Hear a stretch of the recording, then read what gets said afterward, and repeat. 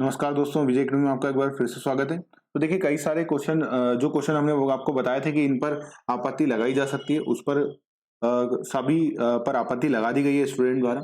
एक जो क्वेश्चन मुझे लग रहा है कि इस पर भी लगाई जा सकती है आपत्ति, तो वो क्वेश्चन है ये वाला। हर एक स्टूडेंट के लिए क्वेश्चन जो होता है आप यहाँ पर क्वेश्चन नंबर मत देखिएगा, क्वेश्चन देखिएगा। क्यों? क्योंकि क्या होता है हर स्टूडेंट के हिसाब से क्वेश्चन आगे पीछे हो जाते हैं, तो क्वेश्चन नंबर से ना जाते हुए इस क्वेश्चन पे जाइएगा। ये क्वेश्चन क्या था, मैं इसको पहले आप बता देता हूँ कि एग्जामिनर का क्वेश्चन पूछने का पॉइंट ऑफ व्यू क्या था और एक्चुअल में फिर जो आंसर दिए उस हिसाब से हम समझते हैं। तो देखिए क्या बोल रहे हैं, are tax that can be passed on another individual or entity and generally imposed on supplier or manufacturer who passed it to it on to the final consumer is called।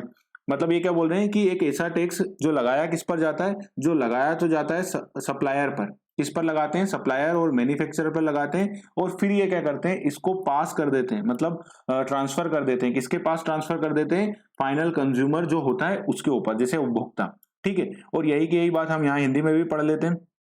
Hindi में भी पढ़ लेते हैं कि देखिए एक कर जिसे किसी जिसे किसी अन्य व्यक्ति या इकाई को पारित किया जा सकता है, आमतौर पर आपूर्तिकर्ता, और किसके ऊपर लगाया जाता है? इसे निर्माताओं पर लगाया जाता है और इसे अंतिम उपभोक्ता को देते हैं। मतलब इसको अल्टीमेटली कौन बियर कौन करता है? तो बियर करता है फाइनल कंज्यूमर, फाइनल जो कंज्यूमर होता है वो। ठीक है, तो ये उसके ऊपर है। तो अब अगर इस एक्चुअली डेफिनेशन को जाएंगे ना, तो डेफिनेशन किसके लिए बनी है? डेफिनेशन बनी है इनडायरेक्ट टैक्स के लिए। किसके लिए बनी है? इनडायरेक्ट टैक्स के लिए। ठीक है, तो मैं दोनों का कंसेप्ट आपको समझा देता हूं, एग्जामिनर का पूछने का तरीका क्या था। देखिए एक जो टैक्स होता है, यहां पर हम समझ लेते हैं कि देखिए ये टैक्स होता है। इनडायरेक्ट टैक्स काम कैसे करता है? तो इनडायरेक्ट टैक्स मान लीजिए टाटा कंपनी है। ठीक है, ये टाटा कंपनी है। अब टाटा कंपनी ने क्या करा? टाटा कंपनी में, एक मिनट रुकिए, मैं थोड़ा सा इसको साइज इसका अच्छा ले लेता हूं। टाटा कंपनी ने, अब टाटा कंपनी क्या करती है? देखिए टाटा कंपनी बनाती है कार। तो टाटा कंपनी ने एक कार बनाई। इस कार की कीमत कितनी है? मान लीजिए इस कार की कीमत है कितनी? 1 लाख रुपए की कार बनाई। अब क्या होगा? अब मान लीजिए इस पर टाटा कंपनी ने टैक्स लगाया, है ना, जीएसटी जिसे हम कहते हैं। जीएसटी भी क्या है? एक इनडायरेक्ट टैक्स का टाइप है। अब जीएसटी 10% से लगाया तो कितना टैक्स लग जाएगा? इस पे 10,000 रुपए टैक्स लग जाएगा। अब ये क्या करेगी टाटा कंपनी? इसको किसको देगी? इसको देगी यहाँ के जो डीलर होते हैं, जैसे हमारे पास में आसपास में एक डीलर रहते हैं उनके पास। अब ये डीलर के पास आ जाएगी। ये कितने रुपए ले लेंगे डीलर से? तो 1,10,000 रुपए इस कार के ले लेंगे। अब 1,10,000 रुपए में डीलर लेंगे, तो डीलर के पास कितने में आई? 1,10,000 रुपए में आई। अब डीलर क्या करेगा? अब डीलर इस पर अपना मार्जिन जोड़ेगा। अब मान लीजिए मार्जिन उसने जोड़ा इस पर कितना? वो मार्जिन जोड़ते हैं 50,000 रुपए का। कितने का मार्जिन जोड़ते हैं? 50,000 रुपए का। तो देखिए कॉस्ट कितनी थी? 1,00,000 रुपए कॉस्ट थी, और जो इसमें जीएसटी पोर्शन था, वो जीएसटी पोर्शन कितना था? 10,000 रुपए का था। तो कॉस्ट कितनी थी? ये थी 1,00,000 रुपए की। इसने अपना मार्जिन जोड़ा 50,000 रुपए का। कितने का मार्जिन जोड़ा? 50,000 रुपए का मार्जिन जोड़ा। अब हम इससे लेने जाएंगे तो ये हमको कितने में देगा? तो ये 1,50,000 रुपए तो ये लेगा, और साथ में क्या लेगा? जीएसटी लेगा। कितना लेगा? मान लीजिए 10%, तो कितना ले लेंगे? 15,000 रुपए। तो 15,000 रुपए ये हमसे ले लेंगे। तो कितना ले लेंगे? 1,65,000 रुपए की ये कार हमको देंगे। तो अल्टीमेटली देखा जाए तो कितना लिया जा रहा है हमसे? देखिए अब क्या होगा? अब ये भी टैक्स पे करेगा, डीलर भी गवर्नमेंट को टैक्स करेगा। जैसे 10,000 रुपए टाटा ने पे करा था, तो ये गवर्नमेंट को टैक्स कितना पे करेंगे? देखिए इसने 50,000 रुपए जो वैल्यू एड करी है ना, 50,000 रुपए, उस पर ये टैक्स पे करेगा। अब देखिए 1,50,000 रुपए पर 10% से कितना टैक्स बनता है? 15,000 रुपए। तो 15,000 रुपए में से जीएसटी का मतलब क्या होता है कि वैल्यू एडेड टैक्स, मतलब जो वैल्यू एड करी है। तो वैल्यू एड कितनी करी थी इसने? वैल्यू एड करी थी 50,000 रुपए की। तो 50,000 रुपए की वैल्यू एड हुई है, कितनी हुई है? 5,000 रुपए। तो अब ये 15,000 के टैक्स में से ऑलरेडी ये कितना पे करके आया है? 10,000 रुपए पे करके आया है। तो वैल्यू एड कितनी हुई थी? अपनी हुई थी 50,000 रुपए की वैल्यू एड। तो ऐसे भी देखेंगे तो 10% लग जाएगा, और इसमें से 10,000 रुपए घटा करके वो क्या कर देंगे? जो 5,000 रुपए एडिशनल बन रहा है वो गवर्नमेंट को पे कर देंगे। गवर्नमेंट को पे कितना कर देंगे? 5,000 रुपए। और हमसे कितने ले लिए टोटल? 1,65,000, उसमें 15,000 रुपए ले लिए। तो देखिए 5,000 रुपए ये वाले और 10,000 रुपए ये वाले। तो देखिए अल्टीमेटली जो टैक्स टाटा कंपनी जीएसटी दे रही थी, जो डीलर पे कर रहा था, वो सारा टैक्स किससे वसूला जाएगा? वसूला जाएगा हमसे, एंड कंज्यूमर से। 1,65,000 रुपए में जो हम इनसे कार खरीद के लाएंगे, इनसे हमसे ये लिया जाएगा। तो ये होता है इनडायरेक्ट टैक्स का काम। ये क्या होता है? इनडायरेक्ट टैक्स का काम। तो वो यही बोल रहे हैं, एक ऐसा टैक्स जो किसको लगाया जाता है? मैन्युफैक्चरर। मैन्युफैक्चरर कौन है? टाटा कंपनी। सप्लायर कौन है यहाँ पर? वो डीलर। तो सप्लायर जो किस पर इंपोज किया जा रहा है? देखिए इंपोज किस पर किया जा रहा है? टाटा कंपनी पर। इंपोज किस पर किया जा रहा है? इस सप्लायर पर अल्टीमेटली कलेक्ट किससे किया जाता है? एंड कंज्यूमर, फाइनल कंज्यूमर से कलेक्ट किया जाता है। तो ये होता है इनडायरेक्ट टैक्स। ये क्या होता है? ये होता है इनडायरेक्ट टैक्स।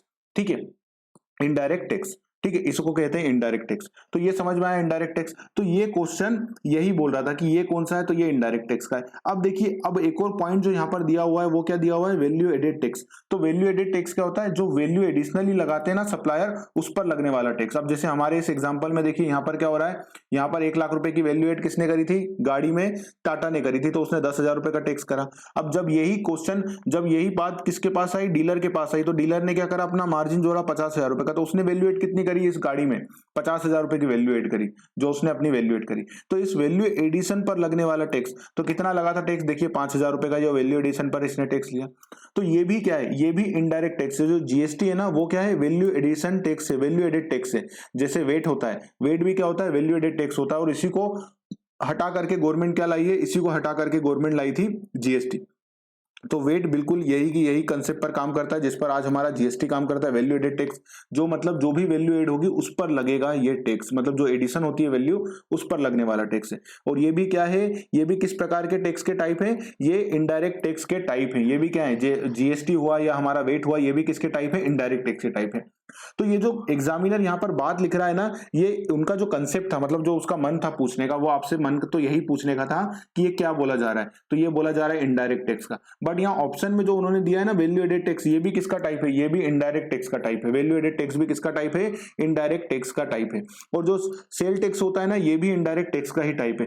तो अल्टीमेटली तो उसका उद्देश्य क्या था कि आप इनडायरेक्ट टैक्स लगाओ और बात खत्म हो जाए। बट उनको ऑप्शन जो देने थे ना, फिर ईमानदारी से वो क्या देने थे, या तो उनको लिखना था दोनों, डायरेक्ट और इनडायरेक्ट दोनों, या इनमें से कोई नहीं। अगर एग्जामिनर इतना सरल क्वेश्चन पूछता तो उनको मजा नहीं आ रहा था क्वेश्चन पूछने में, तो उनको फिर यहाँ पर क्या देना था, यहाँ पर लिखना था इनकम टैक्स देना था, और उनको फिर क्या देना था, वेल्थ टैक्स देना था, और क्या देना था, फिर देना था जीएसटी, और इनमें से कोई नहीं, तब ये क्वेश्चन बनता। तो इस हिसाब से अगर हम यही डेफिनेशन को ही पकड़कर चलें कि ये डेफिनेशन किसके बारे में बात कर रही है, तो ये डेफिनेशन अगर मैं कहूंगा ना, तो ये डेफिनेशन इनडायरेक्ट टैक्स के साथ साथ तो बात कर ही रही है, और वैल्यू एडेड टैक्स की भी बात कर रही है। क्यों, क्योंकि वैल्यू एडेड टैक्स भी हमने देखा कि यहाँ पर क्या लग रहा था, वो देखिए पहले तो मैन्युफैक्चरर, जैसे हमारे उसमें था टाटा कंपनी, तो उस पर भी उसने देखिए टैक्स लगाया, और फिर जो सप्लायर जो डीलर था उसने भी वो टैक्स वसूल करा, और अल्टीमेटली वो किससे ले लिए, सारे के सारे पैसे हमने, यहाँ हम कार खरीदने गए, हमसे सारे पैसे ले लिए। तो ये वैल्यू एडेड टैक्स भी उसी के अंतर्गत आता है, और सेल टैक्स भी उसी को बात करता है। अब डायरेक्ट टैक्स क्या बोलता है, जो डायरेक्टली, मतलब अगर आपने इनकम कमाई, जैसे अगर आपका इनकम टैक्स का सबसे अच्छा एग्जांपल है जो गरीब व्यक्ति होता है, जो गरीब व्यक्ति होता है, क्या उससे कभी इनकम टैक्स लिया है आपने, देखा इनकम टैक्स की छापा किसी गरीब व्यक्ति के पास पड़ा है, नहीं। क्यों, क्योंकि इनकम टैक्स का मतलब ही क्या है, जहां इनकम वहां पर टैक्स, जहां पर क्या है, जहां पर इनकम होगी वहां पर क्या लगेगा, वहां पर ये टैक्स लगेगा, इनकम पर टैक्स। तो ये क्या लगता है, इनकम पर लगता है, मतलब जिस व्यक्ति की इनकम ज्यादा होती है उस पर ज्यादा इनकम टैक्स लगता है, जिस पर इनकम कम होती है उस पर इनकम टैक्स कम लगता है। तो यहाँ पर ये वाली बात ही नहीं आएगी। तो ये तो पॉइंट पूरी तरह से गलत हो गया, मतलब पॉइंट डी तो आएगा ही नहीं। तो इसलिए ये क्वेश्चन के ऑप्शन अगर ईमानदारी से देखे जाए ना, तो सी भी सही है, बी भी सही है, और ए भी सही है, मतलब मल्टीपल ऑप्शन इसमें सही होने चाहिए। तो एक ये क्वेश्चन है जिस पर हम चैलेंज कर सकते हैं, और ऑब्जेक्शन लगाना, मतलब इस पर 50 रुपए लगाना पूरी तरह से वर्थफुल होगा। तो इसके जो ऑप्शन है या तो वो गलत है ये कह सकते हैं, या फिर क्या कह सकते हैं कि 3 ऑप्शन सही है। तो देखिए 3 ऑप्शन तो पी भी जहां तक सही नहीं करेंगे, या तो वो क्वेश्चन को क्या करेंगे, कैंसिल कर देंगे। तो एक ये क्वेश्चन है जिस पर आप सब जने क्या कर सकते हैं, ऑब्जेक्शन लगा सकते हैं। क्योंकि अभी जो मैंने एक लेटेस्ट वो देखी है, तो देखिए यहाँ पर जहां जहां ऑब्जेक्शन लगे वहां सब दिख रहा है, यहाँ पर जहां जहां ऑप्शन लगे हुए हैं वहां पर दिखता है कि इस पर ऑब्जेक्शन लगा हुआ है, पर वो क्वेश्चन पर अभी भी ऑब्जेक्शन नहीं लगा है। देखिए उक्त प्रश्न पर ऑब्जेक्शन लगा हुआ है, बट इस पर ऑब्जेक्शन अभी भी लगना बाकी है, तो आप इस पर जरूर से ऑब्जेक्शन लगा दीजिए। तो ये मेरी तरफ से था। और इस पर फिर एक बच्चों का क्वेश्चन है कि सर नॉर्मलाइजेशन का इंपैक्ट क्या होगा, हमारे नंबर बढ़ेंगे, कम होंगे, क्वेश्चन डिलीट होगा तो उसका इंपैक्ट क्या होगा। इस पर मैं जल्द से वीडियो लेकर के आऊंगा, कल या आज रात में मैं आपके लिए एक वीडियो लेकर के आऊंगा जिसमें ये बता दूंगा मैं आपको कि कैसा होगा। वीडियो को लाइक, चैनल को सब्सक्राइब जरूर से कर लीजिएगा। हमारे प्रयास आपको पसंद आते हैं तो कमेंट अपने जरूर से करके जाइएगा कि आपको कैसा लगा ये वीडियो, और वीडियो को लाइक और चैनल को सब्सक्राइब करिएगा। वीडियो ज्यादा से ज्यादा शेयर करिएगा ताकि ज्यादा लोग इसको जुड़े। और ये क्वेश्चन नंबर ये क्वेश्चन है, हर के लिए क्वेश्चन नंबर 90 मत देखिएगा, ये ना क्वेश्चन देखिएगा, क्योंकि हर के लिए क्वेश्चन अलग हो जाता है। तो ये क्वेश्चन पर आप अभी आपत्ति लगा सकते हैं। ठीक है।